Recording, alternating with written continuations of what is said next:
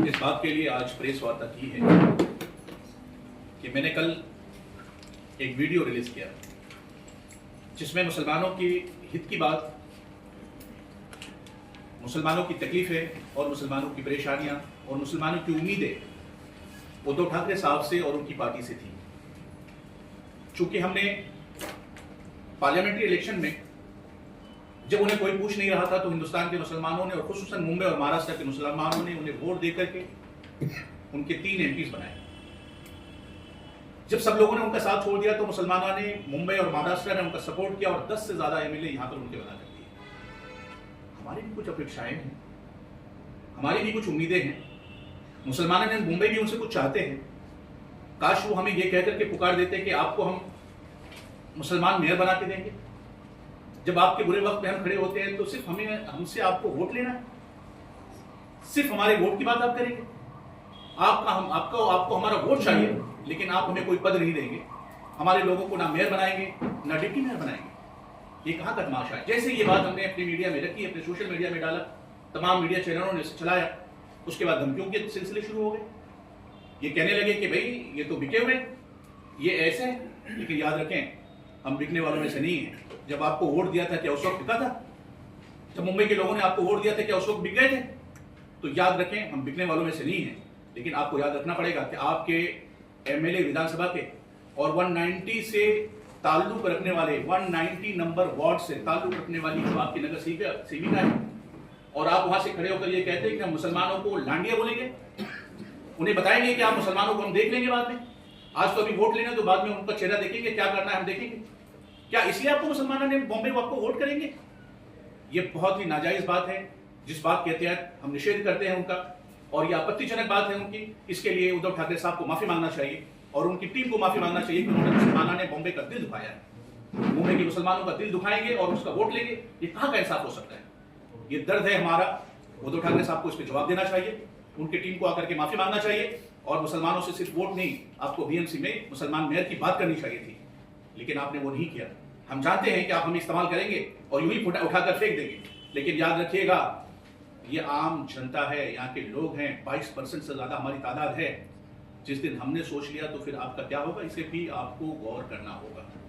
इसलिए ये प्रेस वार्ता हमने इसलिए बुलाया है कि हम आपकी गालियां सुनने के लिए नहीं, आपके गलत जुमले सुनने के लिए नहीं, आपकी धमकियां सुनने के लिए नहीं है।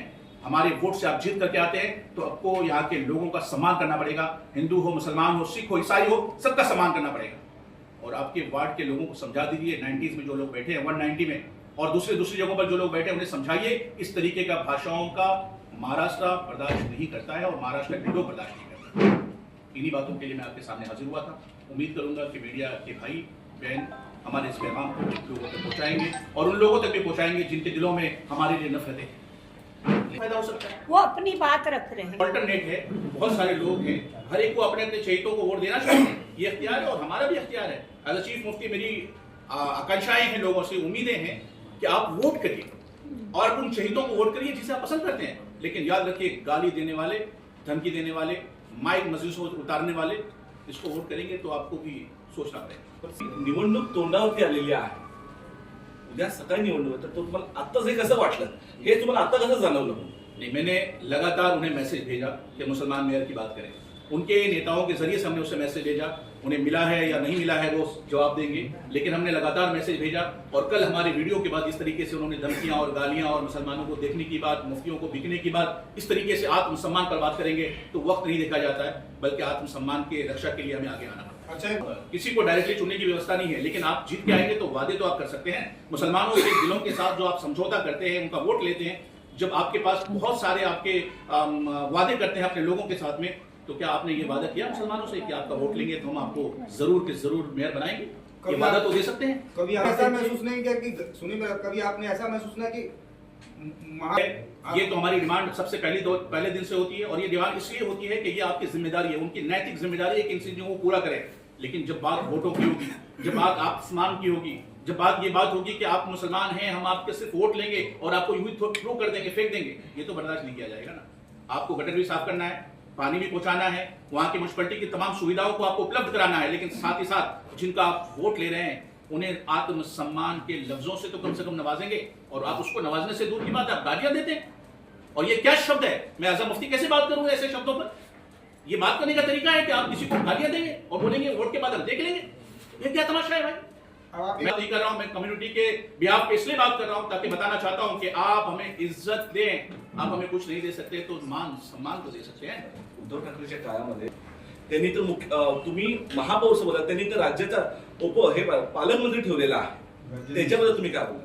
देखिए ये वक्त की हाँ। बात है, ये वक्त की जो नीड होगी उस नीड पर हमें बात करनी होगी। आज की जरूरत इस बात की है कि हमें आत्मसम्मान का जो हमें भरोसा दिलाना होगा। हमें ये बताना पड़ेगा कि उन्हें कि आपका हम निगरानी करेंगे, आपकी हिफाजत करेंगे, आपकी जिम्मेदारी हमारी है। सरकार आप हैं, जब आप म्युनिसिपल कॉर्पोरेशन में होंगे, जिम्मेदारी आपकी होगी, तो हमारे आत्मरक्षा कौन करेगा? क्या ये मांग करना भी हमारा गलत है? क्या इस तरीके की बात हम नहीं पूछ सकते आपसे? आप हमें गालियां दें, हम बर्दाश्त करते रहें? कैसे चलेगा? अच्छा, हमारी अपेक्षाएं हैं, हमें सम्मान, इज्जत, आबरू के साथ अगर आप हमारा वोट लेते हैं तो हमारे हुकूक की पासदारी करना और हमारे लोगों को आगे बढ़ाना ये आपकी जिम्मेदारी है। ये मांग हम करते हैं और जब आप जीत के हमारे वोटों से आए तो क्या ये उम्मीद न करें कि मुसलमान कोई मेयर बनाया जाए? ये हमारी मांग है उनसे और उन्हें जवाब देना चाहिए। इस बात